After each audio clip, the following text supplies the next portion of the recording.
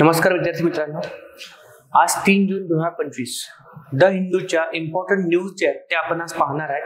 प्रिलिम्समध्ये ज्या काही क्वेश्चन्स येऊ शकतात न्यूजपेपरवर आधारित ते आज आपण पाहणार आहेत. ओके, तर सर्वात पहिली न्यूज जर विचार केला आपण तर ती जी आहे ती आहे S-400 बद्दल.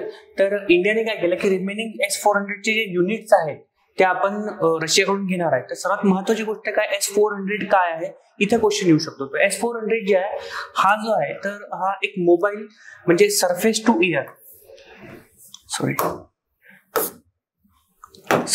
एअर म्हणजे जमिनीवरून हवेत हल्ला करणारी मिसाईल आहे. ते डेव्हलप केली आहे रशियाने. NPO अल्मास इन 1990s मध्ये केली होती.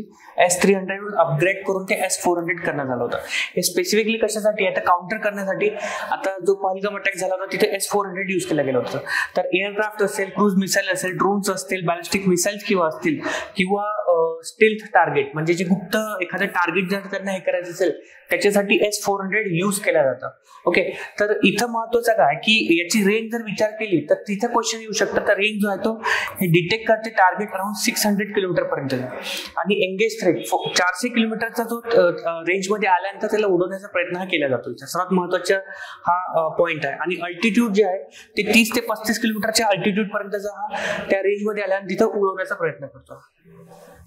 ओके, तर हा पहिले महत्वाचा पॉइंट आहे. सेकंड जर इथे यूज केला तर काय आहे तर याची रेंज जी आहे ती लॉंग रेंज आहे, मीडियम रेंज आहे.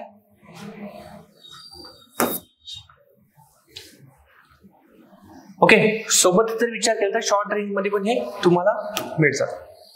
आता इथं जे आहे की can track and engage up to 880 targets. एकाच टाइमला 80 टार्गेट जे आहे एंगेज करते आणि उडवण्याचा प्रयत्न करतो.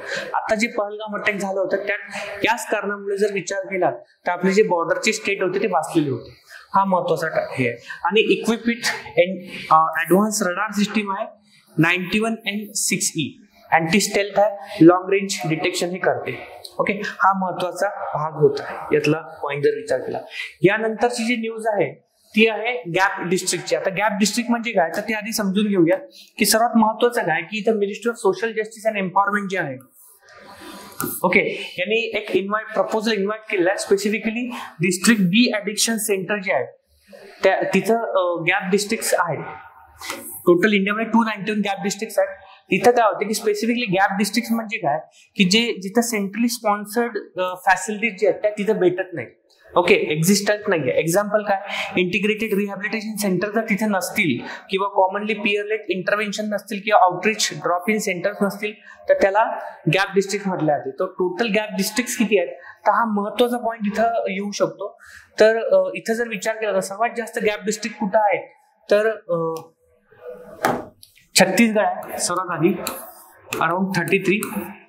ओके, त्यानंतर बिहार, मध्य प्रदेश, गुजरात, अरुणाचल प्रदेश, UP, झारखंड, पंजाब आणि आसाममध्ये आहे.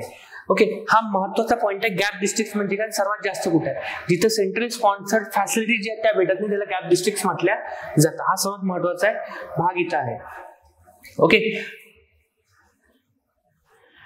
त्यानंतरचा जर विचार केला यातले महत्वाचे पॉइंट्स आहेत तेच आपण इथं डिस्कस करणार आहे. त्यानंतर आहे की आजची जी न्यूज होती इम्पॉर्टंट प्रेसिडेंट रूल बद्दल आहे. आता 28 सप्टेंबरला एक्झाम जे आहे त्याच्यावर पण जर विचार केला तर प्रेसिडेंट रूलवर क्वेश्चन येऊ शकतो पॉलिटीमध्ये. तर आता बेसिक्स क्वेश्चन कुठे येणार ते पण समजणं गरजेचं असते. सर्वात महत्वाचं आधी काय की प्रेसिडेंट रूल म्हणजे काय की जर त्यालाच आपण स्टेट इमर्जन्सी सुद्धा म्हणतो. ओके, याला आपण स्टेट इमर्जन्सी सुद्धा म्हणतो, कॉन्स्टिट्युशनल इमर्जन्सी सुद्धा म्हणतो. आर्टिकल 356 आहे. आर्टिकल खूप महत्वाचे आहेत. आर्टिकल 356 आहे imposition of a direct union government म्हणजे स्टेट गव्हर्नमेंट जर असेल तर state government direct union government लादल्या. तर सेंट्रल गव्हर्नमेंटची तिथे सत्ता आहे, तिथे सेंट्रल गव्हर्नमेंट काम करतं. ओके, फेडरलिझम तिथे राहत नाही, संघराज्य पद्धती राहत नाही. Allow central government to intervene in the state government. जर स्टेट गव्हर्नमेंट प्रेसिडेंटनी सांगितलेल्या कॉन्स्टिट्यूशनच्या ज्या हे असतात काही पॉइंट्स असतील ओके त्यानुसार जर काम करत नसेल, फंक्शन करत नसतील accordance with the constitutional provisions okay, governance इथं व्यवस्थित नसेल आणि इन्स्टॅबिलिटी जर असेल तर तिथं प्रेसिडेंट रूल लागू होऊ शकतो अंडर आर्टिकल 356. तर याच्यासाठी आर्टिकल कुठले महत्वाचे आहेत तर ते पण आपण बघूयात. पहिला आहे आर्टिकल 355 355 आहे. हे काय की mandates union to protect state कशासाठी? एक्सटर्नल ॲग्रेशन किंवा इंटरनल डिस्टर्बन्सेस. एक्झाम्पल काय एक्सटर्नल ॲग्रेशनचा? सपोज चायना वॉर झालेला आहे, पाकिस्तानचा जर वॉर झाला होता तर तिथं प्रेसिडेंट रूल लागू शकतो. इंटरनल डिस्टर्बन्स नॉर्थ ईस्टर्न स्टेटमध्ये खूपदा ह्या गोष्टी होतात. तसंच ensure governance align with the constitution. जर तो नसेल तर आर्टिकल 355 नुसार ते करतात. आर्टिकल 356 काय? तर प्रेसिडेंट प्रोक्लेम करतो president rule if the state government fails. पुन्हा तेच ऑपरेट नसेल होत कॉन्स्टिट्युशनली. ओके, गव्हर्नर रिपोर्ट त्याला येतो त्यानुसार केलं जाईल. नंतर आर्टिकल 365 आहे, allows president rule if the state fails to comply with the give effect to union government direction. Union government म्हणजे सेंट्रल गव्हर्नमेंटने जे डिरेक्शन दिले आहे ते डिरेक्शन नुसार जर फॉलो नाही केल्या गेल्या स्टेटने तर तिथं प्रेसिडेंट रूल लागू शकतो. तर यासाठी आर्टिकल कुठलं कुठलं म्हणतो तर आर्टिकल 355, 356 आणि 365 हे 3 महत्वाचे आर्टिकल्स आहेत. सोबतच पार्ट 18 जो आहे हा महत्वाचा आहे. तर हे जे 3 आर्टिकल्स आहेत आणि पार्ट 18 हे लक्षात ठेवणं गरजेचं आहे for the prelims point of view also. Okay, सोबत जर विचार केला तर ग्राउंड काय इम्पोजिशनची ज्याच्यामुळे काय होऊ शकतो की प्रेसिडेंट रूल लागू शकतो. तर सर्वात पहिला रूल जर विचार केला किंवा ग्राउंड जर विचार केला, failure to elect the leaders. म्हणजे काय की चीफ मिनिस्टर जे आहे तो तिथं काउन्सिल ऑफ मिनिस्टर जे आहे जे निवडून आले त्या पार्टीने जर चीफ मिनिस्टर जो आहे तो जर चूजच नसेल केला तर गव्हर्नरने जो टाइम दिला त्यानुसार, किंवा ब्रेकडाऊन ऑफ द कोअलिशन, तिथे जर कोअलिशन गव्हर्नमेंट जर असेल आणि ती जर ब्रेक झालेली असेल आणि नवीन कोण चीफ मिनिस्टर आहे ना हे जर डिसाईड नसेल होत तर तिथं गव्हर्नर हे करू शकतो आणि तिथं म्हणजे प्रेसिडेंटला सांगू शकतो गव्हर्नरची डेडलाईन जर झालेली असेल तर तिथं प्रेसिडेंट रूल लागतो. लॉस ऑफ मेजॉरिटी, इथं मेजॉरिटीची आवश्यकता असते आणि मेजॉरिटी नसेल तरी पुन्हा काय होऊ शकते म्हणजे कोअलिशन नसेल, ब्रेकडाऊन झाले असेल आणि नो कॉन्फिडन्स वोट. आर्टिकल 163 इथं हे होईल. ओके, सोबतच इलेक्शन पोस्टपोन जर झाले असेल आणि कॉन्स्टिट्युशनल फेल्युअर जे आपण आधी बघितलं आर्टिकल 356 नुसार प्रेसिडेंट रूल लागू होऊ शकतो. त्यानंतरची इम्पॉर्टंट न्यूज जर विचार केला तर खीर भवानी फेस्टिवल आहे. फक्त महत्वाचं काय तर खीर भवानी फेस्टिवल कुठं होतं तर खीर भवानी फेस्टिवल जो आहे हा जम्मू अँड काश्मीरमध्ये होते. हे महत्वाचं आहे. काश्मीरी पंडित हा साजरा करतात. हे फक्त एवढा पॉइंट जो आहे तो महत्वाचा आहे. काश्मीरी पंडित जो आहे तो करतात.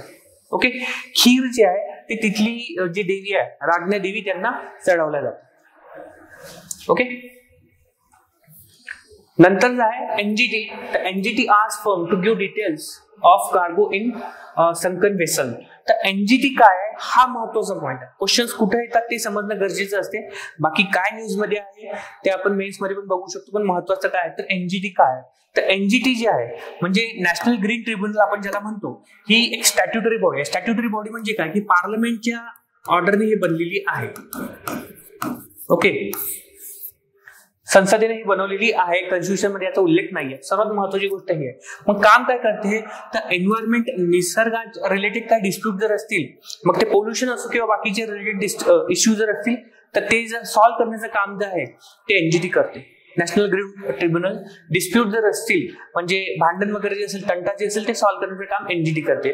महत्वाचं काय एस्टॅब्लिशमेंट, याचा ऍक्ट विचारू शकतात. तर हे फॉर्म झालं होतं नॅशनल ग्रीन ट्रिब्युनल ऍक्ट 2010 नुसार.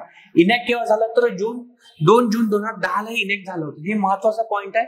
एमपीएससी अशा प्रकारचे क्वेश्चन विचारते. आणि ऑपरेशन केव्हापासून झालं तर 18 ऑक्टोबर 2010 पासून हे ऑपरेशनल झालं होतं. पर्पज काय आहे तर एन्व्हायरमेंटल केसेस जे आहे ते सॉल्व्ह करण्याचा प्रयत्न करतात. ज्यामुळे कोर्टावरचं जे बरं आहे ते कमी करण्याचं काम जे आहे ते एनजीटी करण्याचा प्रयत्न करतात. कंपोजिशन काय आहे तर ज्युडिशियल मेंबर्स असतात, जजेस असतात, एक्सपर्ट्स मेंबर्स असतात, एन्व्हायरमेंटल स्पेशलिस्ट याच्यात असू शकतात. प्रिन्सिपल बेंचेस कुठे आहेत तर बेंचेस विचारू शकतात. तर मेन बेंच जे आहे ते न्यू दिल्लीमध्ये आहे. तसेच रिजनल बेंचेस कुठे कुठे आहेत तर भोपाळ, पुणे, कोलकाता आणि चेन्नई इथं आहे. सिव्हिल केसेस जे आहे environmental related, forest related, wild life related आणि क्लायमेट रिलेटेड एनजीटी सॉल्व्ह करतात. आणि डिरेक्शन्स पण हे देऊ शकतात आणि फीस पण, फाईन्स पण लागू करू शकते. ओके, नंतरचा जो हे आहे पर्चेसिंग मॅनेजर इंडेक्स बद्दल आपण बघूया.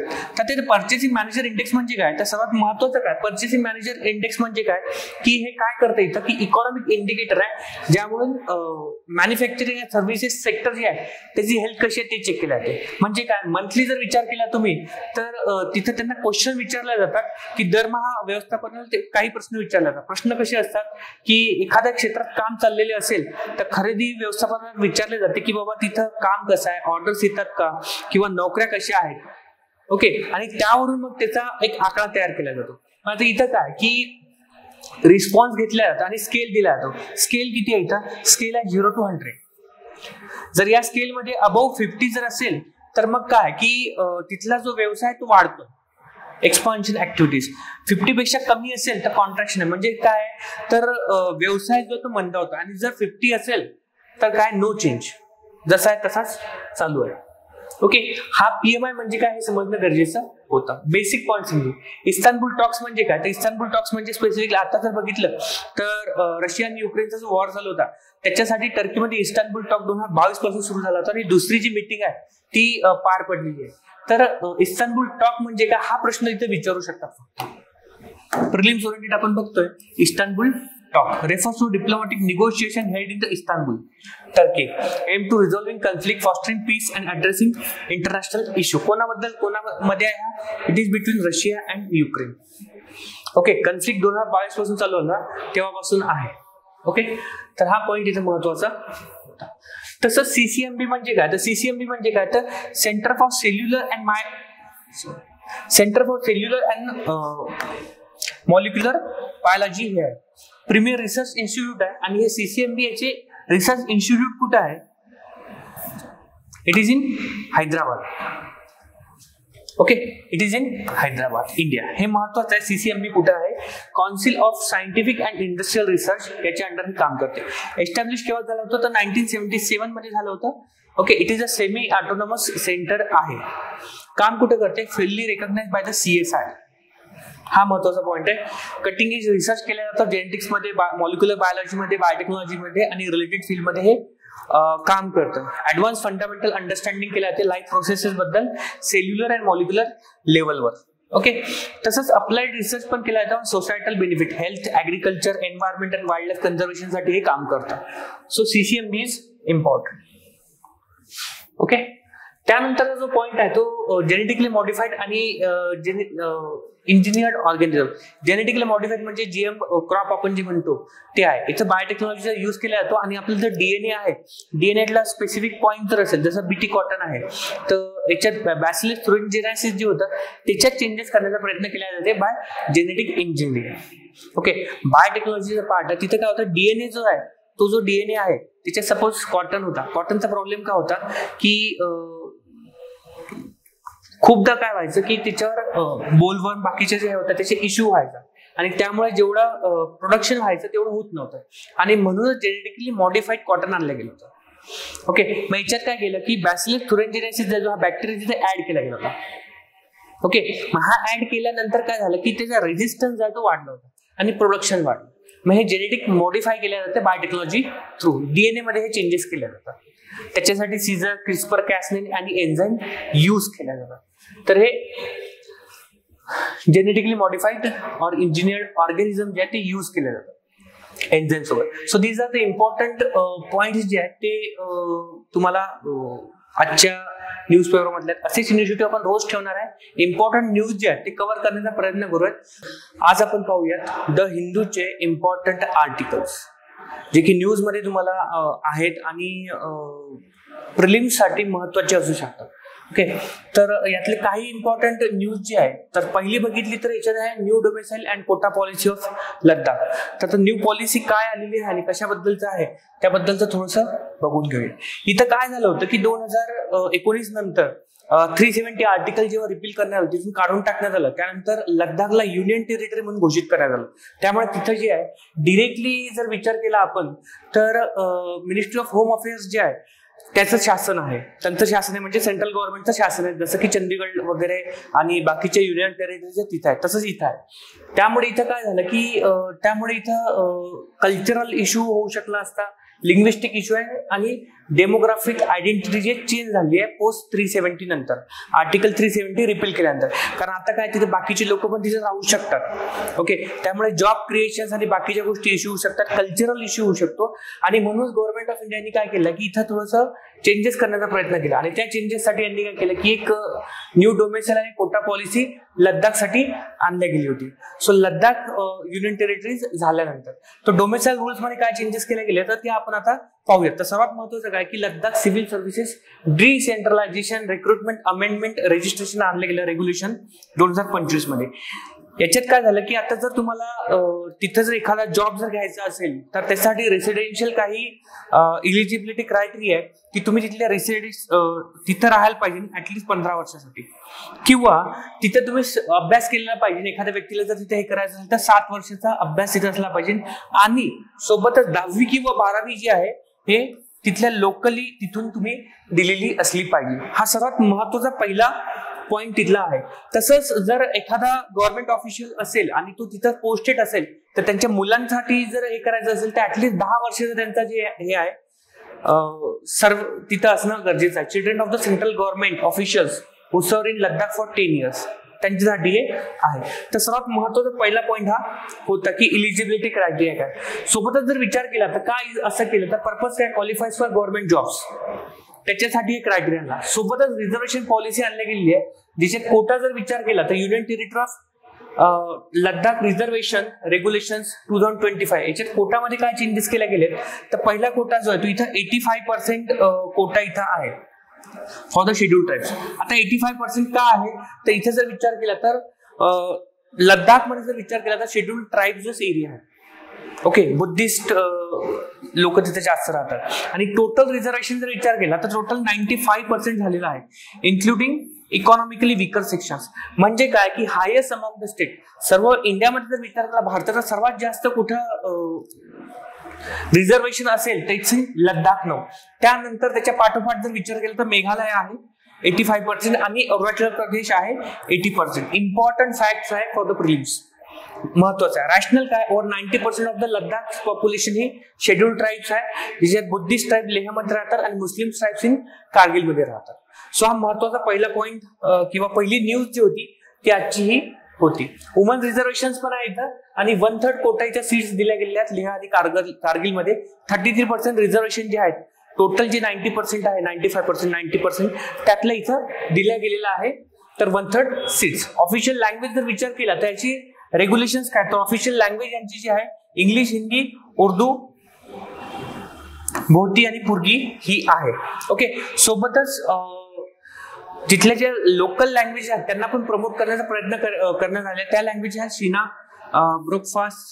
ब्रोकस्टाट, बाल्टी आणि लद्दाखी. ह्या तिथल्या काही नेटिव्ह लँग्वेज आहेत त्यांना पण प्रमोट करण्याचा प्रयत्न केला जाईल.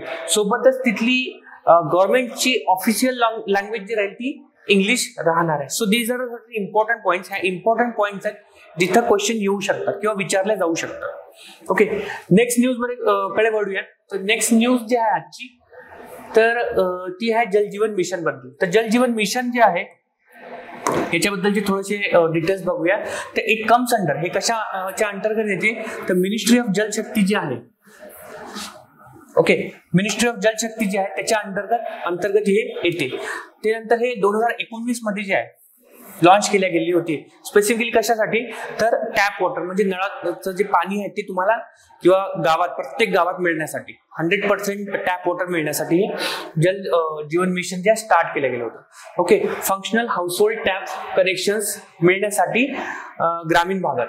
तर इथं याचा ऑब्जेक्टिव्ह काय इन्शुअर हर घर जल. मग हर घर जल कसं तर टॅप वॉटर थ्रू नळा थ्रू तिथं पाणी आलं पाहिजे. हा महत्वाचा पॉईंट तिथं होता.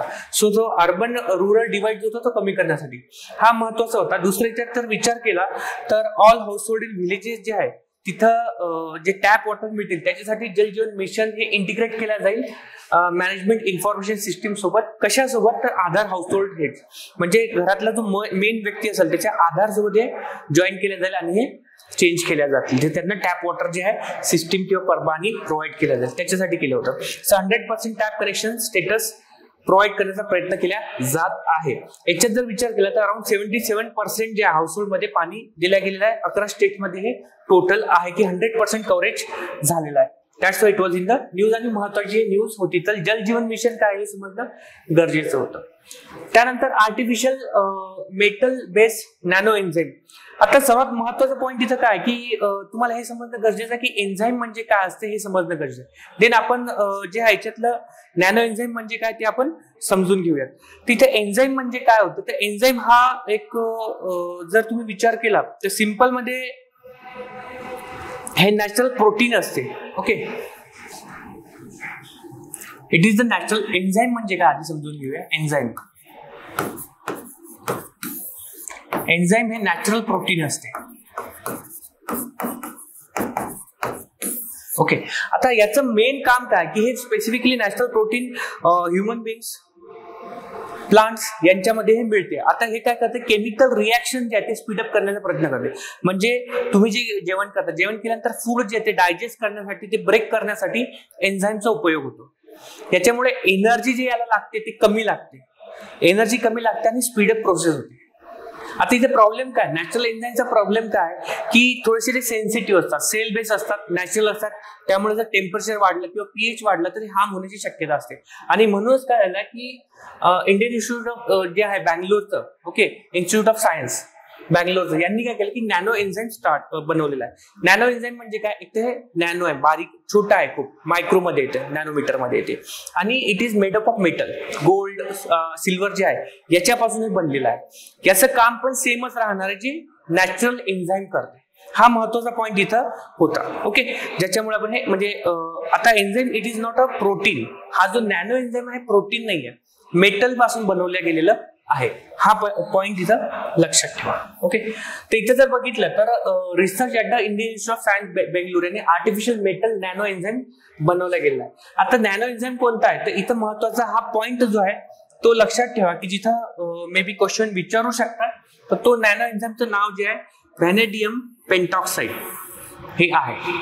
It's a spherical shape for maximum इफिशियन्सीसाठी यूज केला जातो. याचं काम सेम आहे, जे एन्झाईम काम करतात ते हे करण्याचा प्रयत्न केला जाईल. याच्यामुळे काय होईल की जसं आपण बघितलं की टेम्परेचर आणि पीएच वाढलं की ते एन्झाईमला प्रॉब्लेम येऊ शकतो. नॅचरल एन्झाईमचा प्रोटीन्सला तो इथे येणार नाही, स्टेबल राहणार आहे. ओके, आणि मेन काम काय आहे की मिमिक्स ग्लुटेथॉन परऑक्साईड जे आहे, म्हणजे स्पेसिफिकली तुमचं रक्त वगैरे जे गोठतं ना त्याच्यासाठी हे यूज करा. ज्याच्यामुळे काय होईल की हे कंट्रोल करण्याचा प्रयत्न करेल रिॲक्टिव्ह ऑक्सिजन स्पीसीज, ROS म्हणतात, टू रिड्यूस ऑक्सिडेटिव्ह स्ट्रेस जे आहे ते कमी करण्याचा प्रयत्न केला जातो. म्हणजे काय की क्लॉट फॉर्मेशन जे होते, रिड्यूस एक्सेसिव्ह क्लॉट फॉर्मेशन जे आहे ते कमी करण्यासाठी नॅनो एन्झाईम यूज केला जाईल, ज्याला थ्रोम्बोसिस म्हटलं जातं. आता इथं महत्वाचं काय की व्हॅनेडियम पेंटॉक्साइड हे लक्षात ठेवणं गरजेचं आहे. आणि नॅनो एन्झाईम म्हणजे काय इथं क्वेश्चन विचारू शकता. पोटेन्शियल ऍप्लिकेशन जर विचार केला तर ट्रीट कंडिशन्स लाईक पल्मनरी थ्रोम्बोलिझम जे म्हणतात, क्लॉट्स ब्लॉक लंग आर्टरीज, इथं यूज होऊ शकतो याचा, ज्याचे की कंडिशन जे आहेत ते थांबवू शकतो आपण. फ्युचर एक्सप्लोरेशन पण आपण इथं करू शकतो. Stroke cause by the clots blood vessels जे ब्लॉक होतात तिथं इथं फोकस करू शकतो आपण. Okay, so these are the important points. तसंच नंतरची जे इम्पॉर्टंट न्यूज आहे it's about Almatti dam. Almatti dam जो आहे याचा महत्वाचा पॉईंट फक्त एवढंच लक्षात ठेवा की याला लाल बहादूर शास्त्री डॅम पण म्हटलं जातं आणि हा कृष्णा रिव्हरवर आहे. हे दोन पॉईंट खूप महत्वाचे की अलमट्टी डॅम कुठे आहे, तर हा कृष्णा रिव्हरवर आहे. पहिलं महत्वाचं, याला लाल बहादूर शास्त्री डॅम सुद्धा म्हटलं जातं. आणि त्यानंतर महत्वाचं आहे की कृष्णा रिव्हर डिस्प्यूट आहे, इट इज बिटवीन 3 राज्यांमध्ये आहे, आंध्र प्रदेश, कर्नाटक आणि महाराष्ट्र. हा महत्वाचे इथले पॉइंट्स आहेत. तर हा जो कृष्णा रिव्हर डिस्प्यूट होता हा सॉल्व्ह केला गेला होता थोडासा ब्रिजेश कुमार ट्रिब्युनल्सनी, ज्यामुळे काय आलं की ही जी हाईट आहे अलमट्टी डॅमची हे वाढवण्यासाठी परमिशन दिली होती, जे की 160 फीट वरून ते वाढवून त्यांचं जे आहे 524 फीट पर्यंत देण्याचा त्यांना परवानगी दिली. That is it is in the news आणि महत्वाचा पॉईंट आहे. त्यानंतर फोटोवोल्टिक्स जे आहे त्याच्याबद्दल बोलूया. फोटोवोल्टिक सेल म्हणजे काय, आपण सोलर मिशन आपण जर बघितलं असेल, सोलर पॅनल जे बघितले असेल ते फोटोवोल्टिक सेलवर यूज होते. म्हणजे काय, इथं काय की हे काय करतात, हे एक टेक्नॉलॉजी आहे ज्याच्यात सनलाइट डिरेक्टली कन्वर्ट केला जातो इलेक्ट्रिसिटीमध्ये, ज्याच्यासाठी सेमीकंडक्टर यूज केल्या जातो. सेमीकंडक्टर मटेरियल यूज केलं जातं. ओके, स्पेसिफिकली सिलिकॉन इथे यूज केलं जातं थ्रू फोटोवोल्टिक इफेक्ट. सर्वात आधी जर विचार केला इंडियामध्ये 1980 मध्ये स्टार्ट केला गेला तो अडॉप्शन्स, आणि नॅशनल सोलर मिशन जो 2010 मध्ये आलं त्यानंतर हे स्केल अप वाढवण्याचा प्रयत्न केला. आणि हे कशाच्या अंतर्गत येते, कुठली मिनिस्ट्री आहे तर मिनिस्ट्रीचं नाव जर बघितलं, ministry of new and renewable energy ही आहे. हा पॉईंट महत्वाचा आहे. सोबतच ऑब्जेक्टिव्ह का सोलर एनर्जी वाढवण्यासाठी, रिन्युएबल एनर्जी जी आहे ते वाढवण्यासाठी प्रयत्न केला जातो. ग्लोबल कंटेक्स्ट जर विचार केला तर इंडिया जो आहे हा रँक 5th येतो, 5वा रँक येतो सोलर फोटोवोल्टिक कॅपॅसिटीमध्ये 2024 मध्ये. इन्स्टॉल कॅपॅसिटी किती आपली 81.8 गीगावॅट आहे. हा महत्वाचा आहे. डिस्कवर कोणी केलं होतं, अलेक्झांडर एडमंड बकेरेल 1839 मध्ये त्यांनी डिस्कवर करण्याचा प्रयत्न केला गेला होता. मग इथं काय करतात, सनलाइट जेव्हा फोटोवोल्टिक सेलवर आदळतो हे इलेक्ट्रॉन एक्साइट करतं सेमीकंडक्टर मध्ये आणि त्यामुळे इलेक्ट्रिसिटी जनरेशन होते. सो हा फोटोवोल्टिक सेलचे इम्पॉर्टंट पॉइंट्स आहेत. त्यानंतर इंटरनॅशनल स्पेस स्टेशन बद्दलचे न्यूज आहे. याची न्यूज महत्वाची काय तर हा जो व्यक्ती दिसतो हे ग्रुप कॅप्टन आहे शुभांशु शुक्ला आणि हे पायलट आहेत एअरफोर्स मधले, इंडियन एअरफोर्स मध्ये. आणि एक्झाम मिशन जे आहे 4 हे प्रायव्हेट मिशन आहे जे की नासा आणि स्पेसएक्सचं हे मिशन आहे जे की international space station lower earth orbit मध्ये असते 400 किलोमीटरवर आहे, तर तिथे हे जाणार आहे. ओके, आता याच्यात महत्वाचं काय की क्रू मध्ये कोण आहे तर इंडियन ऍस्ट्रॉनॉट ग्रुप कॅप्टन आहे शुभांशु शुक्ला. एमपीएससी साठी हा खूप महत्वाचा पॉईंट आहे. सेकंड महत्वाचा पॉईंट काय, लॉन्च डिटेल जर विचार केला तर स्पेसएक्स फाल्कन 9 रॉकेट आहे ड्रॅगन स्पेसक्राफ्ट. कुठल्या साईटवर हे करणार आहे तर Kennedy space centre Florida USA मधून करणार आहे. आणि हा ड्युरेशन किती आहे, 14 दिवसाचा हा प्रोग्राम राहणार आहे. शुक्ला जे आहे, ओके, शुभांशु शुक्ला हे इंडियाचे फर्स्ट इंडियन्स राहतील जे व्हिजिट करतील इंटरनॅशनल स्पेस स्टेशनवर. लक्षात ठेवा, फर्स्ट इंडियन राहतील इंटरनॅशनल स्पेस स्टेशन साठी. आणि जर विचार केला तर second Indian in the space, second Indian space after the Rakesh Sharma. हे महत्वाचं पॉईंट आहे. ओके, इंटरनॅशनल स्पेस स्टेशन हे मॉड्युलर स्पेस स्टेशन आहे. कुठं असते तर लोअर अर्थ ऑर्बिट मध्ये असते, 400 किलोमीटर पर्यंत असते. ओके, आता याचं काम काय तर टेक्नॉलॉजिकल डेव्हलपमेंट. तसंच जर विचार केला तर मायक्रोग्रॅव्हिटी जी आहे हे चेक करण्यासाठी याचा ऑब्जेक्टिव्ह आहे, हे चेक करण्यासाठी देणार आहे. आणि सोबतच advance exploration, space exploration technology पाहण्यासाठी. तर these are the important points. आता 400 किलोमीटर ऑर्बिटवर आहे आणि ते पृथ्वीला फिरण्यासाठी ऑर्बिट जे आपण म्हणतो अराउंड 90 मिनिट लागतात इथे. ओके, तर हा फॅक्च्युअल डेटा जो आहे थोडासा महत्वाचा होता.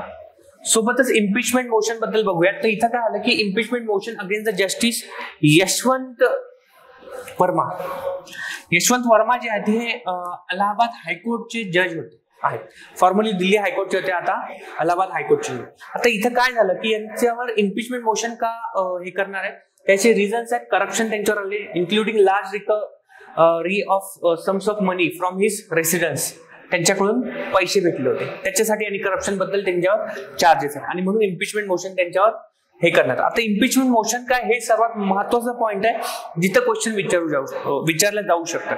तर इथं महत्वाचं पहिला काय की कॉन्स्टिट्युशनल प्रोसेस आहे ज्यामुळे काय केलं की हाय रँकिंग ऑफिसर जे आहेत जसं प्रेसिडेंट, व्हाईस प्रेसिडेंट, जजेस जे आहेत यांना काढण्यासाठी इम्पिचमेंट मोशन हे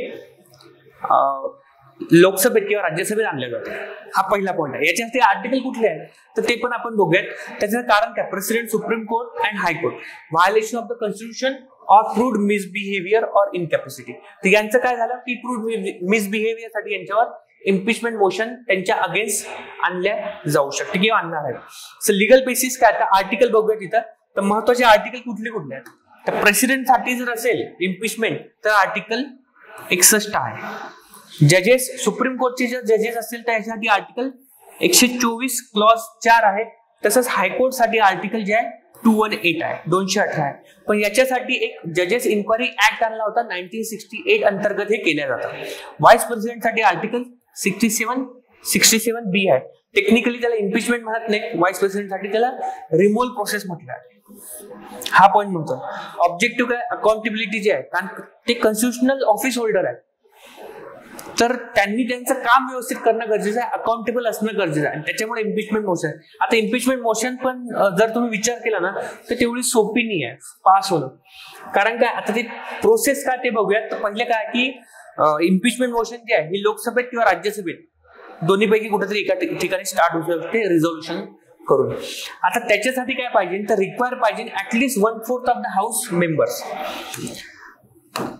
ओके, म्हणजे इथं काय की ही मोशन जे आहे हे लोकसभेत स्टार्ट होऊ शकते किंवा राज्यसभेत स्टार्ट होऊ शकते, आणि त्याच्यासाठी नोटीस जी आहे ती जे स्टार्ट केली जाईल त्या नोटीससाठी साईन पाहिजे. तर ऍटलीस्ट 1/4 म्हणजे 1/4 एवढे लोक यांनी साईन केलेली असणं गरजेचं आहे. म्हणजे काय, इन शॉर्ट जर विचार केला तर लोकसभेमध्ये 100 लोक पाहिजेत, राज्यसभा असेल तर 50 लोक पाहिजेत. Okay, motion needs 100 Lok Sabha members and 50 Rajya Sabha members to be table moved in either house मध्ये असणं गरजेचं आहे.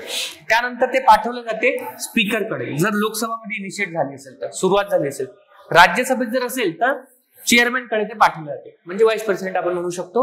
ओके, आणि हे 14 दिवसाची ऍडव्हान्स नोटीस त्यांना दिल्या जाते. सर्वात महत्वाची गोष्ट की प्रोसेस जर करायची असेल इम्पिचमेंट प्रोसेस, त्यानंतर जर स्पीकरनी किंवा चेअरमॅननी जर ते ऍडमिट केली तर पुढची प्रोसिजर, रिजेक्ट केली तर संपून जाईल. पुढची प्रोसिजर काय, तर त्याच्यासाठी एक इन्क्वायरी कमिटी बसवल्या जातात, त्याला जजेस इन्क्वायरी कमिटी म्हटलं जाते. याच्यात फक्त आणि फक्त जजेसच राहतात. तर मग ते कोण असतात, ही जी जजेस इन्क्वायरी किंवा इन्क्वायरी कमिटी आहे कोण फॉर्म करते, तर स्पीकर किंवा चेअरमॅन. ओके, याच्यात कोण कोण आहे, चीफ जस्टिस ऑफ इंडिया असतील किंवा सुप्रीम कोर्ट जज असतील पहिलं, दुसरा चीफ जस्टिस ऑफ हायकोर्ट आणि डिस्टिंग्विश ज्युरिस्ट याच्यात असू शकतात. इन्व्हेस्टिगेशन चार्जेस जर दिसले, या कमिटीला जर वाटलं की इन्व्हेस्टिगेशन चार्जेस त्यांच्यावर चार्ज आहे, त्यानंतर मग काय होईल की याच्यावर वोटिंग केल्या जाते. तर वोटिंग मोशन पहिले डिबेट केल्या जाईल आणि त्यानंतर त्याच्यावर वोटिंग होते. वोटिंग पास होण्यासाठी काय गरजेचं आहे, तर 2/3 ऑफ द मेजॉरिटी पाहिजे प्रेझेंट आणि वोटिंग, लोकसभा असेल किंवा राज्यसभा, आणि 50% ऑफ द हाऊस जे आहे याची टोटल मेंबरशिप पाहिजे. More than 50% of the house total membership पाहिजे. जर ते पास झाली तर ते कोणाकडे पाठवलं जाते, 2/3 मेजॉरिटी जर ते पास झालेली असेल तर ते प्रेसिडेंटकडे पाठवलं जाते, आणि प्रेसिडेंट त्यानंतर रिमूव्ह करतो. So this is the procedure. Okay, both the houses resolution send to the president for removal, आणि त्यानंतर त्यांना तिथून रिमूव्ह केले जातात. It is called the impeachment procedure, जे की महत्वाची आहे. क्वेश्चन विचारला जाऊ शकतो बेसिक्सवर. ग्रुप ऑफ 7 म्हणजे G7 कंट्रीज आहेत. तर आता हे जे G7 कंट्रीज आहेत याच्यात विचारला जाऊ शकतो क्वेश्चन.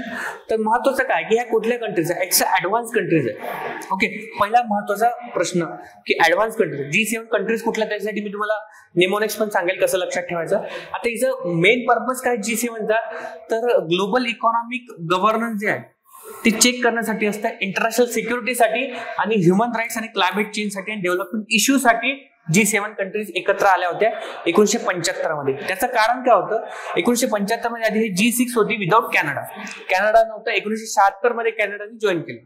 तेव्हा इश्यू काय झाला होता, इकॉनॉमिक क्रायसिस वाढले होते, आणि दुसरं म्हणजे की ऑइल क्रायसिसमुळे, या प्रॉब्लेममुळे G6 फॉर्म झालं होतं. ओके, याचा स्ट्रक्चर जर विचार केला तर फॉर्मल ट्रिटी हे नाहीये, परमनंट सेक्रेटरीत नाहीये, आणि 2025 ची प्रेसिडेन्सी कोणाकडे आहे, तर कॅनडाकडे. म्हणून हे महत्वाचं आहे. 1975 ला झाला, 2025 चालू आहे. क्वेश्चन एमपीएससी ला विचारले जाऊ शकतो. ओके, आता याच्यात महत्वाचं काय की कुठले कुठले कंट्रीज आहेत. ओके, तर इथं लक्षात ठेवा, एक स्टेटमेंट सांगतो. आता इथं काय सांगितलं मी की सगळ्या ऍडव्हान्स कंट्रीज आहेत. तर ऍडव्हान्स कंट्रीज आहे म्हणजे इकॉनॉमिकली वेल ऑफ आहेत, म्हणून ते काय करतात, ज्यूस पितात, आणि त्यांची गर्लफ्रेंड आहे. सो लक्षात ठेवण्यासाठी JUIC आणि गर्लफ्रेंड. ज्यूस म्हणजे जपान, युरोपियन युनियन किंवा USA आपण म्हणू शकतो, त्यानंतर इटली, कॅनडा आणि इंग्लंड, जर्मनी आणि फ्रान्स, याला G7 म्हणतो. G8 मध्ये रशिया होता. G20 मध्ये जर विचार केला, Turkey, European union, Argentina, Brazil, south Korea, Mexico, China, Indonesia, Saudi Arabia, Australia, India आणि साऊथ आफ्रिका आहे. So this is important points जिथे क्वेश्चन विचारले जाऊ शकतात किंवा याच्या अगोदर पण क्वेश्चन विचारले गेलेले आहेत. ओके, तर हे पॉईंट महत्वाचे होते. शेवटचा पॉईंट जो आहे तो पोलिओ बद्दलचा आहे. आता इथं काय झालं की गव्हर्नमेंटनी प्लॅन केला की ते प्लॅन करते to wind down the national polio surveillance network centres in India. Okay, तर इथं महत्वाचं काय की महत्वाचं आधी पोलिओ म्हणजे काय हे आपण बघूयात. पोलिओ हे काय ते it's a highly infectious disease हा आहे.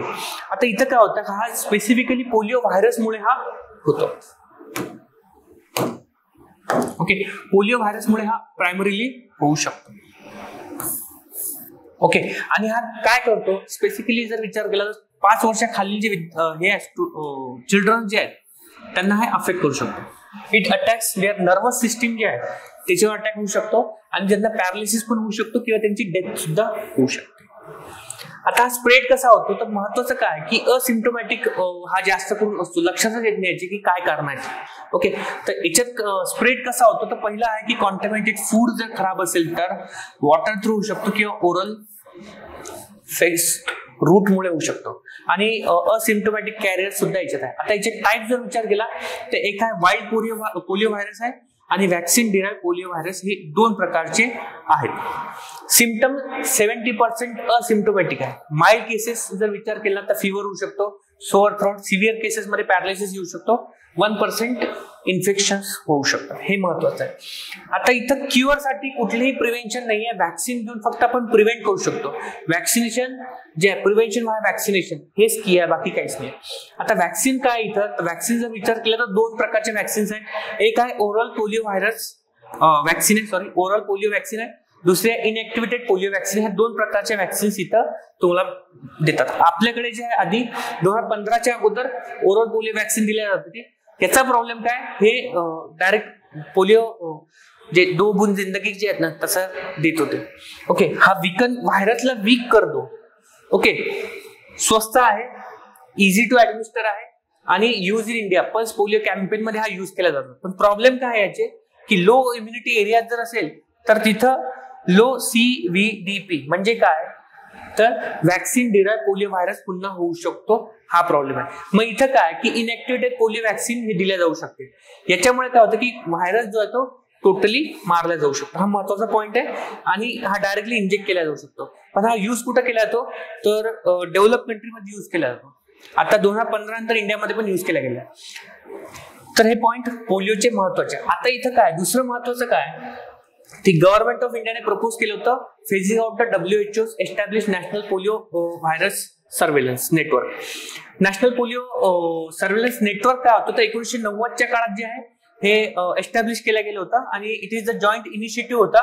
म्हणजे तो म्हणजे WHO ओके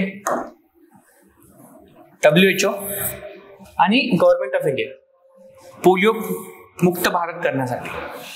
आता याच्यासाठी काय की अराउंड 200च्या वर युनिट्स जे आहेत ते इंडियामध्ये बनवले गेले होते. ते मॉनिटर करत होते अॅक्यूट फ्लॅसिड पॅरालिसिस आणि सोबतच कंडक्ट एन्व्हायरमेंटल सर्वेलन्स कंडक्ट करत होते. आणि त्यानंतर काय झालं की 2014 मध्ये इंडिया जो आहे भारत जो आहे पोलिओ मुक्त भारत झाला.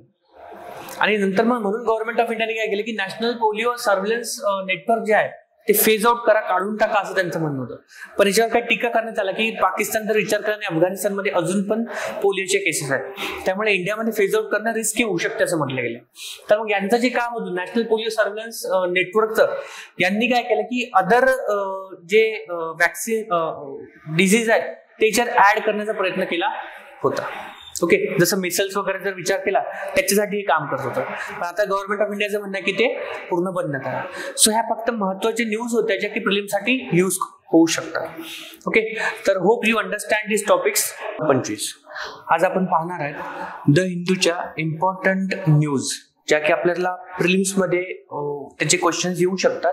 तर काय महत्वाचे न्यूज आहेत ते आज आपण बघूया किंवा आजच्या घडामोडी बघूया.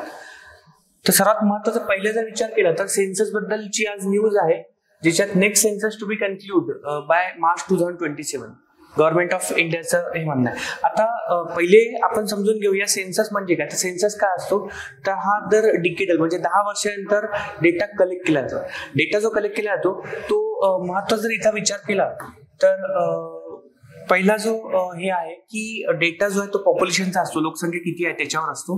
त्यानंतर सोशो इकॉनॉमिक कंडिशन्स काय आहे आणि डेमोग्राफीज म्हणजे सेक्स रेशो किती आहे, यंग पॉप्युलेशन किती आहे त्याचा डेटा कलेक्ट करणं म्हणजे त्याला सेन्सस म्हटलं आहे. तर हा जो आहे तर 10 वर्षांनंतर होतो. महत्वाची हे काय याच्यानंतरचा फॅक्ट्स काय जे की आपल्याला क्वेश्चन विचारू शकतात. त्या कंडक्ट कोण करतं तर हा मिनिस्ट्री ऑफ होम अफेअर्सच्या अंतर्गत जे आहे सेन्सस कमिशनर असतात. आणि हे जे सेन्सस कमिशनर आहे त्यांचं ऑफिस जे आहे रजिस्ट्रार जनरल हे ऑफिस आहे. हे जे आहे हे डेटा कलेक्ट करतात किंवा सेन्सस कंडक्ट करतात. फ्रिक्वेन्सी जर आपण विचार केली तर दर 10 वर्षांनी होते. 2021चा सेन्सस जो होता हा 16वा सेन्सस असू शकला. हा MPSCचा क्वेश्चन इथे येऊ शकतो. ओके. आणि तो रिशेड्यूल झाला 2027 मध्ये. याचा लिगल बेसिस काय, कोणत्या बेसिसवर डेटा कलेक्ट केला जातो त्याच्यासाठी जे आहे सेन्सस ऍक्ट पास केला गेला होता 1948 नुसार. त्यानुसार ते डेटा कलेक्ट करतात. आणि आता जो 2027 मध्ये जो सेन्सस डेटा कलेक्ट केला जाणार तो 2 फेजेस मध्ये येणार आहे. त्यापेक्षा महत्वाच्या 2 गोष्टी आहेत इथं.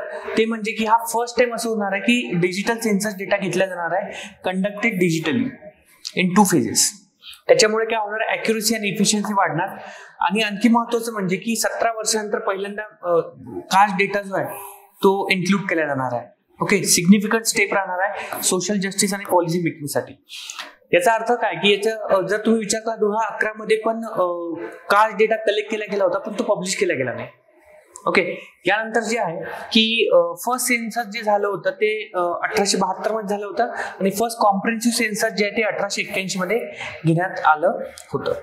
आणखी महत्वाचं याच्यात जर थोडासा विचार केला की क्वेश्चन्स येऊ शकतात असे पॉईंट जे आहेत तर फर्स्ट इंडियन सिटी सेन्सस जे आहे ते 1830 मध्ये घेतलं होतं बाय हेनरी वॉल्टर यांनी डक्कामध्ये.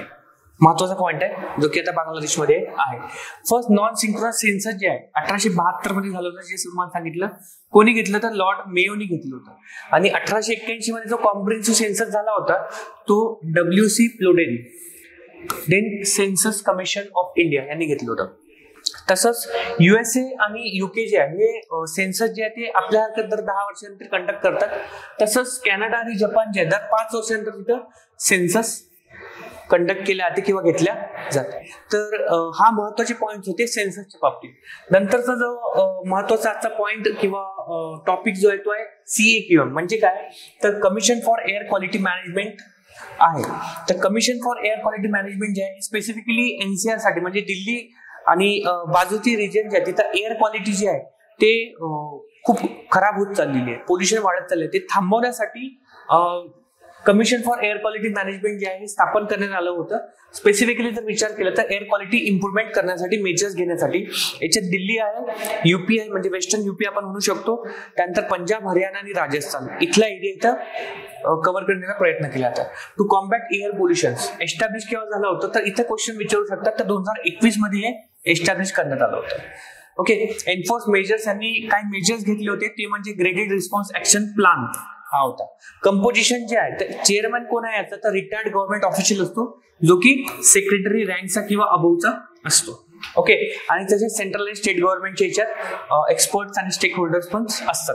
सोबत याचा जर विचार केला तर पॉवर काय ते पेनॉल्टी पण इम्पोज करू शकतात अराउंड किंवा अप टू 1 करोड पर्यंत. आणि 5 इयर्स इम्प्रिझनमेंट पण हे देऊ शकतात. These are the important points जे की लक्षात ठेवणं गरजेचे आहे. त्यानंतरचा जो इश्यू आहे सागर संपदा आहे. सागर संपदा म्हणजे आता इथं काय की लिबेरियन एक वेसल म्हणजे जहाज जी होती MSC एल्सा ही अरेबियन सी मध्ये केरला जे आहे तिथं 24 मेला पाण्यात बुडली. आणि त्या पाण्यात बुडल्यामुळे काय झालं की अराउंड हे केरळापासून 36 ते 37 किलोमीटर दूर आहे. त्याच्यामुळे केमिकल जे आहे ते जास्त हार्मफुल जे आहे ते स्प्रेड झाले. ओके. तर ते किती स्प्रेड झाले तर अराउंड 2:1 चा रेशो होता किंवा 2:1 चा रेशो होता. नंतर 2:2 चा रेशो होता नॉटिकल माइल. म्हणजे एक नॉटिकल माइल म्हणजे 1.872 अराउंड होते म्हणजे 1800 मीटर आपण म्हणू शकतो. तर अराउंड 2 नॉटिकल माइल पर्यंत हे स्प्रेड झालं होतं. त्यामुळे केमिकल इश्यूज इथं झाले. ऑइल स्पिल झाला होता. ओके. आणि त्यामुळे काय झालं की हजार्डस केमिकल जे होते जसं की आपण म्हणू शकतो की कॅल्शियम कार्बाईड जे आहे त्या वेसल्स मध्ये होतं. आणि त्याच्यामुळेच काय झालं की ते चेक करण्यासाठी इकॉलॉजिकल स्टडीसाठी सागर संपदा आपण हे केलं. हे वेसल आहे, एक जहाज आहे. ओके. मग आता हे काय करते ते आपण थोडंसं पाहूयात. तर लिबेरियन फ्लॅग जेव्हा हे झालं होतं त्यानंतर फिशरी ओशिओग्राफिक रिसर्च वेसल जे आहे ही वेसल आहे ती, हे सागर संपदा म्हणून आपण नाव दिलं आहे. हे स्पेशल रिसर्च वेसल आहे. ते काय करते की सेंट्रल मराईन फिशरीच्या अंतर्गत हे काम करते, रिसर्च इन्स्टिट्यूटच्या अंतर्गत, मिनिस्ट्री ऑफ अर्थ सायन्सच्या मध्ये. काम काय आहे असं, तर काम आहे रिसर्च करणं आणि फोकसिंग फिशरी रिसोर्सेस कुठे आहे, मराईन इकोसिस्टीम परिसंस्था जी आहे ती व्यवस्थित आहे का आणि त्याचा एन्व्हायरमेंटल इम्पॅक्ट काय होऊ शकतो ते चेक करण्यासाठी ही सागर संपदा जी आहे ते कंडक्ट केल्या जाणार आहे. आणि that is it was in the news, जी की महत्वाची न्यूज होती. आता ही जी सागर संपदा जी आहे, ज्याला ओशनिक रिसर्च वेसल आपण जी म्हणतो, फिशरी ओशनिक रिसर्च वेसल, ही 1984 मध्ये आपण घेतली होती, Denmark. These are the important points जे की लक्षात ठेवा. त्यानंतर central board of film certification. आता इथं काय झालं होतं की मनुषी हे जी मूवी आहे त्यांना सर्टिफिकेट दिलं गेलेलं नाही. सर्टिफिकेट कोण देतं, तर central board of film certification हे सर्टिफिकेट देतं आणि त्यांनी सर्टिफिकेशन दिलं नाही म्हणून it was in the news. ते एस्टॅब्लिश केव्हा झालं होतं, तर सीबीएफसी जे आहे इट्स अ स्टॅट्युटरी बॉडी, वैधानिक संस्था जी ही आहे, म्हणजे पार्लमेंटने बनवली आणि it comes under the ministry of information ब्रॉडकास्टिंगच्या अंतर्गत येते. आणि हे फॉर्म जी झाली होती ती सिनेमॅटोग्राफी ऍक्ट 1952 च्या अंतर्गत बनली होती. प्रिलिम्स ओरिएंटेड इम्पॉर्टंट पॉइंट्स आहेत. याचं काम काय, तर हे काम आहे सर्टिफाईड देण्याचं, सर्टिफिकेट देण्याचं. एखादी मूवी जर रिलीज करायची असेल तर त्याच्यात काही कॅटेगरीज आहे, यू कॅटेगरी आहे, युए कॅटेगरी आहे, ए कॅटेगरी आणि एस कॅटेगरी आहे. 2025 मध्ये थोडेसे चेंजेस झाले होते आणि त्यांनी सीबीएफसीने काय केलं की एज बेस युए सब कॅटेगरी जे आहे ते इंट्रोड्यूस केल्या गेलेल्या आहेत. सोबतच पेनल्टीज पण हे देते. हेडक्वार्टर याचं कुठं आहे, तर मुंबईमध्ये याचं हेडक्वार्टर आहे. These are the important points. आणि headed by the chairman, appointed by the central government appoint करतो. तर काही फॅक्च्युअल डेटा आहे इम्पॉर्टंट आहे. सोबतच ब्रिक्स समितीबद्दल आपण बोलूया. तर ब्रिक्स समिट जे आहे ते होणार आहे, त्याच्याबद्दल जर विचार केला तर 17 ब्रिक्स समिट जे आहे ते शेड्यूल होणार आहे 7 आणि 8 जुलै. तर कुठं होणार आहे याच्यावर क्वेश्चन विचारू शकतात. पहिला महत्वाचा पॉईंट काय, तर हे कुठं होणार आहे, तर हे रिओ दी जेनेरो ब्राझील मध्ये होणार आहे. क्वेश्चन असे विचारले 2025 मध्ये. ओके, मेंबर्स कोण आहे, तर मेंबर्स लक्षात ठेवणं गरजेचं आहे. पहिले तर ओरिजिनल मेंबर्स आहे BRICS, Brazil, Russia, India, China आणि साऊथ आफ्रिका, ज्याच्यावर नाव दिलं ब्रिक्स. त्यानंतरचे कोणते आहे, इजिप्त, इथिओपिया, इराण, इंडोनेशिया 2025 मध्ये जॉईन केलं आणि युएई 2024 मध्ये यांनी सगळ्यांनी जॉईन केलं होतं. प्रेसिडेन्सी कोण अज्युम करणार आहे यावेळेसची 2025 ची, तर हे ब्राझील अज्युम करणार आहे. ओके, फोकस कशावर आहे, तर ट्रान्झॅक्शन जे होणार आहे, म्हणजे जो ट्रेड होतो तो ट्रेड कशात होणार, लोकल करन्सी जे आहे त्याच्यात होणं गरजेचं आहे, असा त्यांचा फोकस राहणार. आता काय होतं, आतापर्यंत हा डॉलरमध्ये होतो, तो चेंज करून त्याची डॉमिनन्सी कमी करण्यासाठी लोकल करन्सीज मध्ये ट्रान्झॅक्शन व्हावं आणि अल्टरनेटिव्ह पेमेंट प्लॅटफॉर्म क्रिएट करण्यासाठी त्याचे फोकस राहणार आहे. की अजेंडा सांगितलं, ट्रेड पॉलिसीज, करन्सी ऑप्शन्स आणि न्यू मेंबरशिप साठी ते फोकस करतात. कोलंबिया प्रपोज करते जॉईन करण्यासाठी.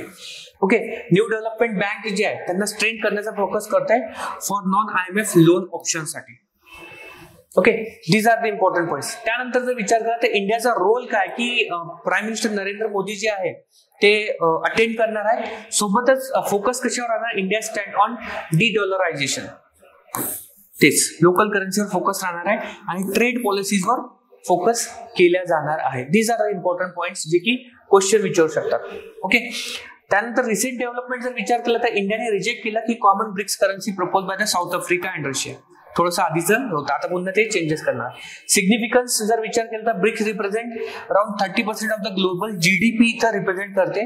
Half of the world population obviously राहणार चायना आणि India. Okay, more than that आपण म्हटलंच चालते. World population positioning as the rival to G7 जे आपण काल बघितलं होतं. 16 ब्रिक्स समिट जे झाली होती रशियामध्ये झाली होती 2024 मध्ये, याच्यावर क्वेश्चन विचारलेला आहे. इम्पॉर्टंट पॉइंट्स लक्षात ठेवा.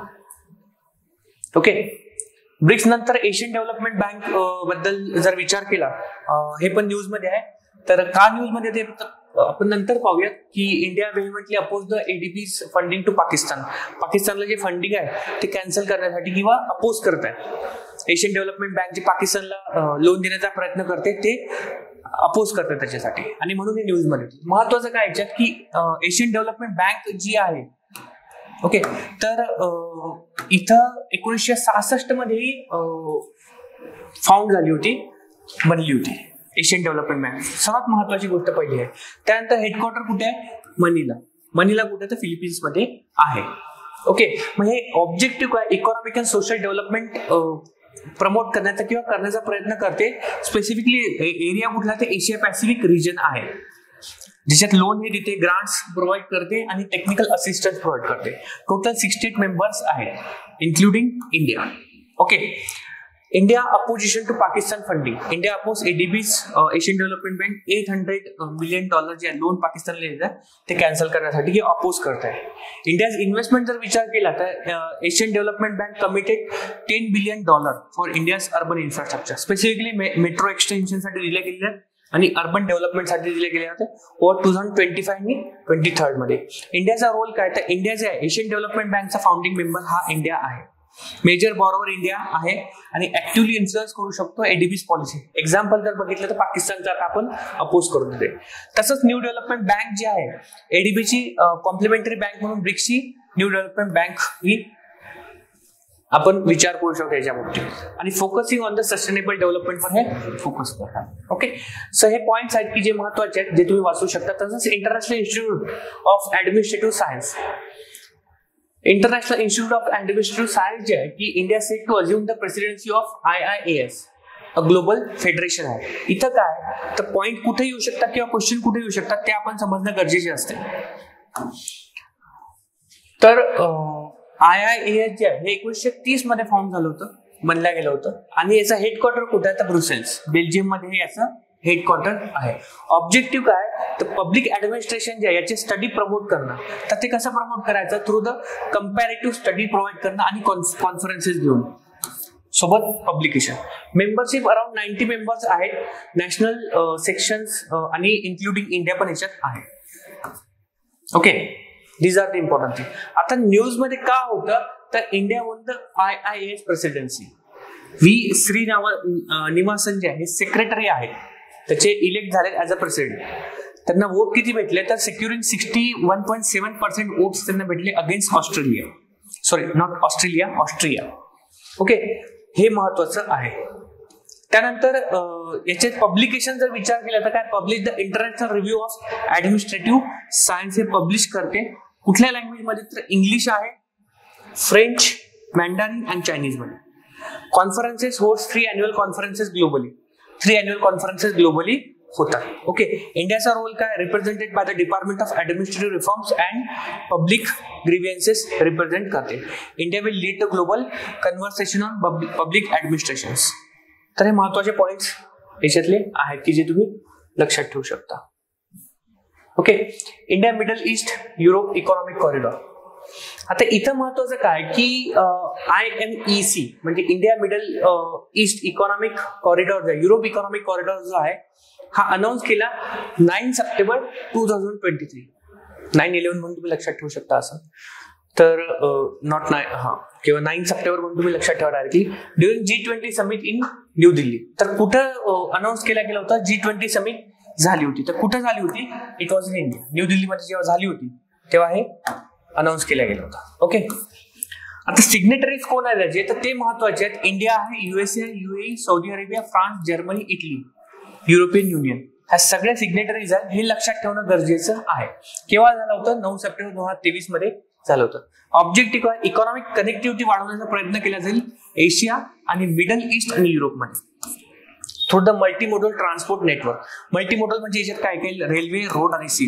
आणि सोबत इन्फ्रास्ट्रक्चर कनेक्टिव्हिटी वाढवण्याचा प्रयत्न केला जाईल, ज्याच्यात इलेक्ट्रिसिटी केबल्स राहतील, हायड्रोजन पाईपलाईन्स आणि डेटा केबल्स राहतील. ईस्टर्न कॉरिडॉर मध्ये कोण कोण येते, तर ईस्टर्न कॉरिडॉर जो आहे तो इंडिया टू अरेबियन गल्फ पर्यंत येतो, ज्यात UAE आणि सौदी अरेबिया आहे. नदर्न कॉरिडॉर जे आहे ज्याच्यात अरेबियन गल्फ टू युरोप पर्यंत येईल, व्हाया जॉर्डन, इस्रायल आणि इटली किंवा ग्रीस थ्रू हा जाईल. Okay, so these are the important point. आता याचे चॅलेंजेस वगैरे जर आपण विचार केला तर इस्रायल पॅलेस्टाईन कॉन्फ्लिक्ट त्याच्यामुळे थोडासा हॉट झाला होता. अरब इस्रायल नॉर्मलायझेशनमुळे थोडासे चॅलेंजेस आहेत. टर्की अपोज करते आणि अल्टरनेटिव्ह इराक डेव्हलपमेंट रोड प्रोजेक्टवर फोकस करते. हा अनदर पॉइंट आहे. आणि हाय कॉस्ट आहे. कॉस्ट जर बघितले तर around $3 to 8 billion per route लागू शकता, म्हणजे खूप जास्त खर्च लागू शकतो.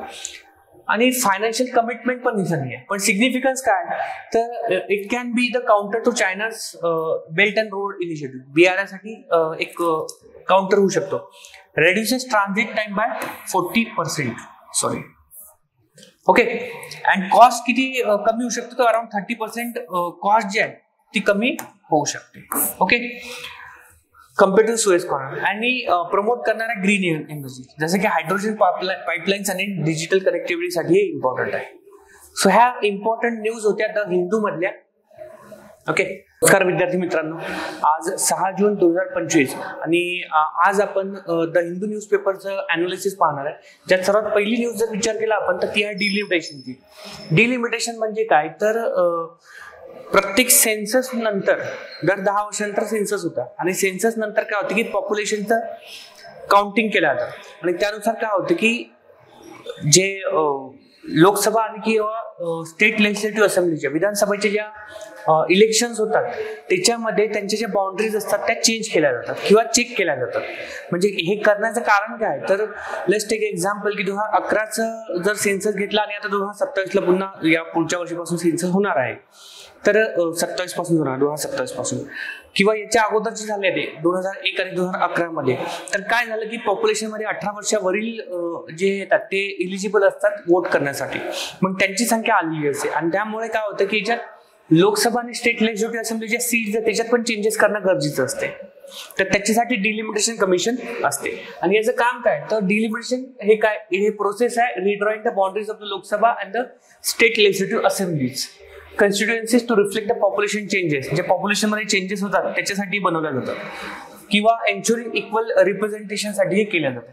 आता याचं लिगल बेसिस काय, तर डिलिमिटेशन कमिशन ऍक्ट होता 2002 नुसार केलं जातं. डिलिमिटेशन कमिशन अपॉइंट केले जाते बाय द प्रेसिडेंट. हा सर्वात महत्वाचा पॉईंट आहे जो लक्षात ठेवणं गरजेचं किंवा क्वेश्चन येऊ शकतं. आता टिपिकली एव्हरी सेन्सस नंतर हे केलं जातं. ओके, लास्ट कंडक्टेड केव्हा होतं, तर 2001च्या सेन्ससनं 2002 आणि 2008 ला केलं होतं. नंबर ऑफ टाइम किती वेळा कॉन्स्टिट्यूट हे डिलिमिटेशन कमिशन कॉन्स्टिट्यूट झाली होती, तर 4 वेळा झाली होती. आणि हाच क्वेश्चन एक्झॅक्टली युपीएससीने मागच्या वर्षी विचारलेला आहे.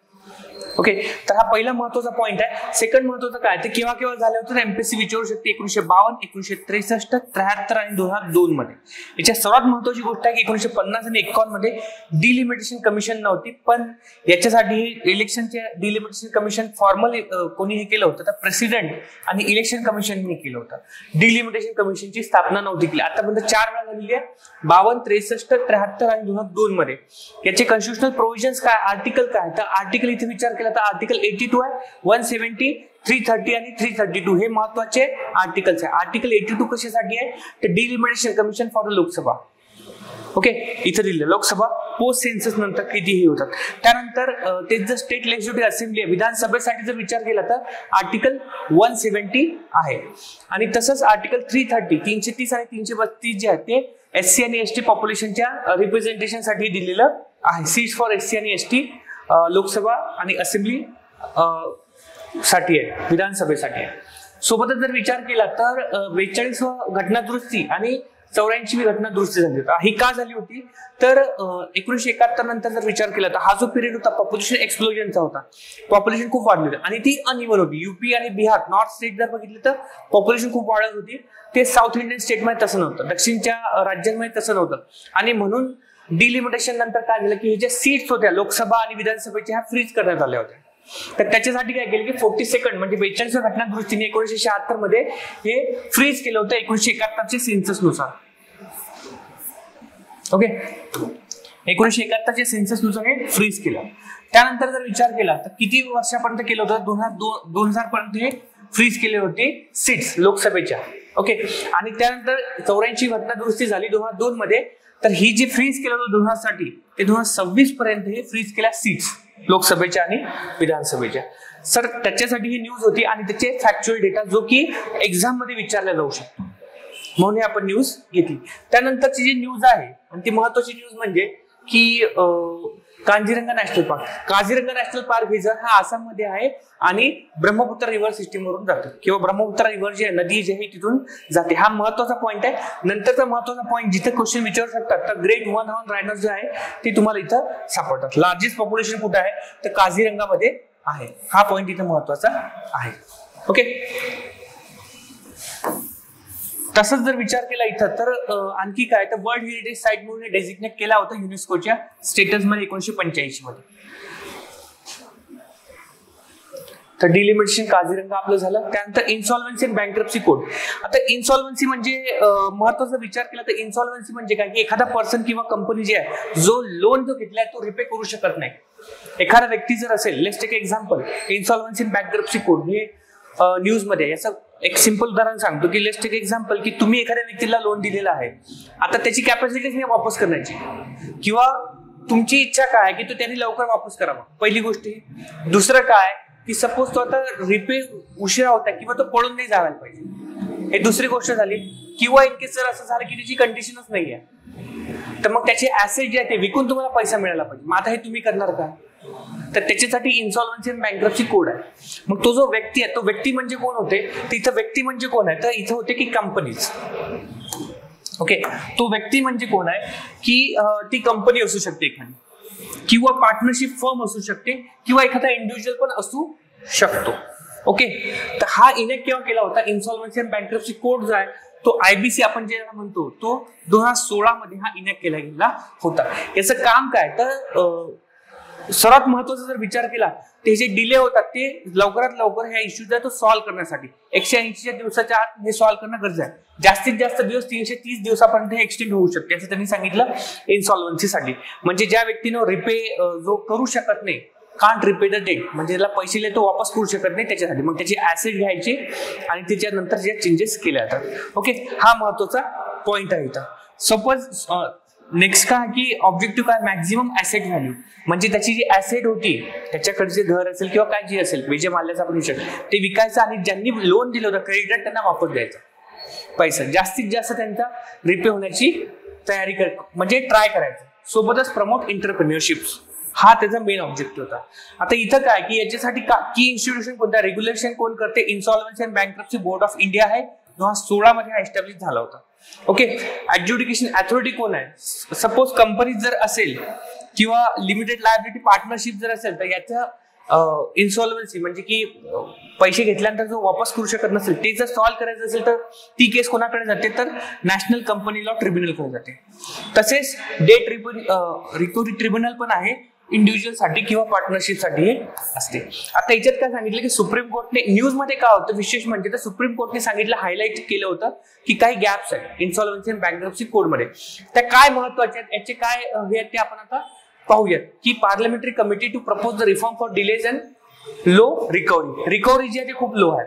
आता इथे थोडेसे पॉझिटिव्ह पॉईंट्स आणि निगेटिव्ह. अचिव्हमेंट काय याची तर अराउंड 32% रिकव्हरी झालेली आहे. इन्सॉल्व्हन्सी म्हणजे जे वापसच करू शकत नाही त्यांच्याकडून म्हणजे 100 केस असतील तर अराउंड 32.8% रिकव्हरी करण्यात आलेली आहे.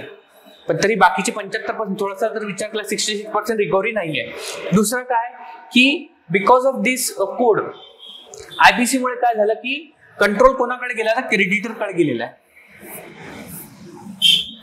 ओके, कंट्रोल कोणाकडे गेला तर कंट्रोल हा जो आहे क्रेडिटरकडे गेलेला आहे, म्हणजे जे लोन देतात त्यांच्याकडे गेलेला आहे. त्याच्यासाठी मॅनेजमेंट कमिटी असते स्पेसिफिकली IBC कडे गेल्यानंतर ते चेक करतात, त्यांच्याकडे कंट्रोल जाते आणि त्यानंतर ते डिसाईड करतात काय करायचं. सोबतच रेड्युसिंग ज्युडिशियल डिलेज आहे तो कमी करण्याचा प्रयत्न करण्यात आलेला किंवा झालेला आहे थोडाफार, जसं आपण सांगितलं 180 डेज पर्यंत. पण इथे चॅलेंजेस काय तर चॅलेंजेस हे आहे की हाय लिक्विडेशन रेट, 33% लिक्विडेशन रेट आहे. म्हणजे काय लिक्विडेशन म्हणजे काय की ज्यांची दिवाळखोर झाली ते 33% खूप जास्त आहे. सोबतच काय आहे की 75% केसेस जे आहेत 2024च्या डेटानुसार ते 270 दिवसाच्या वर टाइम घेतात, म्हणजे अजून सॉल्व्ह झालेलं नाही. ज्या कामासाठी केलं गेलं होतं तो पॉईंट झालेला नाही आहे. सोबतच काय low recovery and jurisdictional gap, recovery जी आहे ती पण खूप कमी आहे. Supreme court reverse JSW steel 19,000 crore acquisition. सोबतच जर विचार केला gaps in handling non traditional asset. Non traditional asset म्हणजे काय तर इंटेलेक्चुअल प्रॉपर्टीचा इश्यू होऊ शकतो आणि एम्प्लॉईज ड्यू जे जॉब करणार त्यांचा काय वर्षभर झाले काम करणार त्यांचा पण इश्यू होऊ शकतो ना. तर हा इश्यू होता. तर आपल्याला इथे महत्वाचं काय प्रिलिम्स ओरिएंटेड जर विचार केला इन्सॉल्व्हन्सी अँड बँक्रप्सी कोड केव्हा आला होता, याचं काम काय आहे आणि कोण रेग्युलर करते, नॅशनल कंपनी लॉ ट्रिब्युनल काय आहे ते महत्वाचं होतं. ओके, त्यानंतरची जी न्यूज आहे ते लडाख रिझर्वेशन पॉलिसी याच्या अगोदर पण आपण बघितली होती. एकदा थोडंसं बघून घेऊया की काय चेंजेस झाले. तर अप टू 85% रिझर्वेशन इथं आहे. आता या 85% रिझर्वेशन मध्ये काय तर 80% रिझर्वेशन जे आहे स्पेसिफिकली जर विचार केला लडाखमध्ये ते शेड्यूल ट्राईब्सला आहे. 8% रिझर्वेशन फक्त शेड्यूल कास्टसाठी आहे आणि 4% रिझर्वेशन जे आहे ते लाईन ऑफ ऍक्च्युअल कंट्रोल किंवा LOC चे जिथे राहणारे लोक त्यांच्यासाठी दिल्या गेल्या, टोटल 85%. आणि 10% रिझर्वेशन असं सांगितलं जातं की इकॉनॉमिकली विकर सेक्शन साठी आहे. म्हणजे सर्वात जास्त रिझर्वेशन पॉलिसी कुठे असेल तर सर्वात जास्त रिझर्वेशन इंडियामध्ये लद्दाखमध्ये आहे, फॉलोड बाय मेघालय आणि त्यानंतर अरुणाचल प्रदेशमध्ये आहे. अरुणाचल प्रदेश. आता इथं काय की त्यांनी काही रूल्स पण आणले. ते रूल्स काय की जर रिझर्वेशन पॉलिसीचा फायदा घ्यायचा असेल तर तुम्हाला 15 वर्षापर्यंत कंटिन्युअस रेसिडेन्सी तिथली म्हणजे तिथले तुम्ही नागरिक असायला पाहिजे, म्हणजे तिथे राहायला असायला पाहिजे. नागरिक म्हणजे राहायला असायला पाहिजे. किंवा 7 वर्षांची स्टडी जी आहे तुमचा अभ्यास म्हणजे शिक्षण जे आहे ते तिथं असणं गरजेचं आहे. आणि 10वी किंवा 12वीची एक्झाम तुम्ही लद्दाख मधून दिलेली असली पाहिजे. हा महत्वाचा आहे. तसंच काय केलं की 33% रिझर्वेशन जे आहे ते महिलांसाठी राखीव करण्यात आलेलं आहे. तर 1/3 of the seats in Ladakh and autonomous hill development council मध्ये दिलेलं आहे. सोबतच ऑफिशियल लँग्वेज साठी काय केलं तर त्यांची ऑफिशियल लँग्वेज कुठली कुठली इथं पण क्वेश्चन विचारू शकतात. तर ती आहे इंग्लिश, हिंदी, उर्दू, भोती आणि पुर्गी. ओके, एकूण किती जर विचार केला तर 5 त्यांच्या ऑफिशियल लँग्वेज आहे. आणि तसंच प्रमोट नेटिव्ह लँग्वेजला प्रमोट करण्याचा पण ते एफर्ट्स घेतील किंवा ट्राय करतील. त्या कुठल्या आहेत मग? शीना, बाल्टी, ब्रोक्स्टस आणि लाडकी. Okay, these are the important points जे की लक्षात ठेवणं गरजेचं होतं. तसंच काही ऑनगोईंग डिमांड्स आहेत त्या काय आहेत की याला लद्दाख जी युनियन टेरिटरी झाली ती 370 रद्द केल्यानंतर तर त्याला स्टेटहुड द्यावं, राज्य घोषित करण्यात यावं, पुन्हा राज्याच्या दर्जा देण्यात यावा आणि सोबतच त्यांना 6 शेड्यूल मध्ये ऍड करण्यात यावं. तर 6 शेड्यूल काय हे पण महत्वाच्या टॉपिक्स आहेत की जे महत्वाचे आहेत. Separate Lok Sabha seat for Leh and Kargil. Okay, हा इम्पॉर्टंट न्यूज होती. त्यानंतर इंडेक्स कार्ड. आता इंडेक्स कार्ड काय तर इलेक्शन कमिशनने इंडेक्स कार्ड आणलेलं आहे. सर्वात महत्वाचा पॉईंट हा आहे. नेक्स्ट महत्वाचा पॉईंट काय तर इंडेक्स कार्ड कशासाठी आहे? इलेक्शन झाल्यानंतर काय होते की इलेक्शन कमिशनचं काम काय की किती वोटिंग झालेली आहे, वोटिंग शेअर्स किती होत्या त्याचा स्टॅटिस्टिक डेटा देणं, त्यानंतर प्रत्येक कॉन्स्टिट्युएन्सीचा हा डेटा देणं आणि कुठला कंटेस्टंट आहे त्याचे डिटेल प्रोव्हाइड करणं. मग हे काम काय होतं, हे थोडंसं डिले होत होतं कारण की ट्रॅडिशनल मेथडने चालू होतं आणि त्याच्यासाठी इलेक्शन कमिशन ऑफ इंडियाने इंडेक्स कार्ड आणला. हा महत्वाचा पॉईंट. ओके, आता इथं काय की election commission introduce the streamline technological driven index card. Okay, हा महत्वाचा आहे ज्याच्यामुळे काय होईल की मॅन्युअल मेथड जी आहे ती रिप्लेस करून faster and more accurate generation reports आणले आहेत, स्टॅटिस्टिकल रिपोर्ट. आणि हे काय तर महत्वाचा इथं विचार केला की वोटर टर्नआउट, कॅन्डिडेट डिटेल्स आणि पोलिंग स्टॅटिस्टिक्स इथं दिल्या जातील. इंडेक्स कार्ड हे काय टेक्नॉलॉजिकली ड्रिव्हन राहील, रिप्लेस करतील टाइम कंझ्युम मॅन्युअल प्रोसेस साठी, इफिशियन्सी वाढेल. ओके, कोणी आणलं हे तर led by chief electoral commissioner Gyanesh Kumar यांनी हे आणलेलं आहे. It is the part of the election commission broader push for electronic modernisation साठी हे असू शकते. म्हणजे हा पॉईंट जर आहे ना तर तुम्ही मेन्स मध्ये पण लिहू शकता. इंडेक्स कार्ड हे इनिशिएटिव्ह आहे वोटर साठी. ओके, तर these are the important points. त्यानंतर UN anti terror committee, united nation anti terror committee जी आहे त्याच्यासाठी काय झालं की पाकिस्तान जे आहे अपॉइंट झालेला आहे for the vice chair for CTC म्हणजे काय काउंटर टेररिझम कमिटीसाठी व्हाईस चेअरमनशिप साठी अपॉइंट करण्यात आलेला आहे किंवा झालेला आहे. आणि इंडियाज डिसअप्रूव्ह होतं due to Pakistan alleged terror links. दहशतवादी संघटनांसाठी डायरेक्ट लिंक करायचा. उदाहरण आपण खूप काही उदाहरणं देऊ शकतो. ओके, उरी म्हणा तुम्ही, मुंबई अटॅक 2008चा म्हणा किंवा आताचा पहलगाम अटॅक पण तुम्ही म्हणू शकता. ओके, तर हे सगळ्या गोष्टी आहेत. इथं काय झालं की United nation security council counter terrorism committee काय हे महत्वाचं आहे for the prelims. He establish केली होती 2001 मध्ये. का केली होती तर 9/11 अटॅक US वर जो झाला होता त्याच्यासाठी UNSC रिझॉल्युशन काय 1373 हे आहे 1373. ओके, मेन फोकस कशावर असेल तर काउंटर टेररिझम, दहशतवाद कमी करण्यासाठी. मॉनिटरिंग मेंबर स्टेट्स, मेंबर जे आहेत त्या स्टेटचं मॉनिटर करायचं, त्यांना चेक करायचं आणि त्यांना टेक्निकल असिस्टन्स प्रोव्हाइड करायचं. ओके, हा महत्वाचा इथं पॉइंट आहे.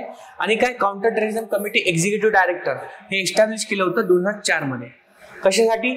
असेसमेंट, सगळ्या गोष्टी चेक करण्यासाठी आणि सपोर्ट कॅपॅसिटी बिल्डिंग ह्या महत्वाच्या आहेत. आणि 2025चा जर विचार केला तर ऍड्रेस काय केला होता 4th मिनिस्ट्रियल कॉन्फरन्सेस मध्ये no money for the terror 2020 हा महत्वाचा पॉईंट आहे.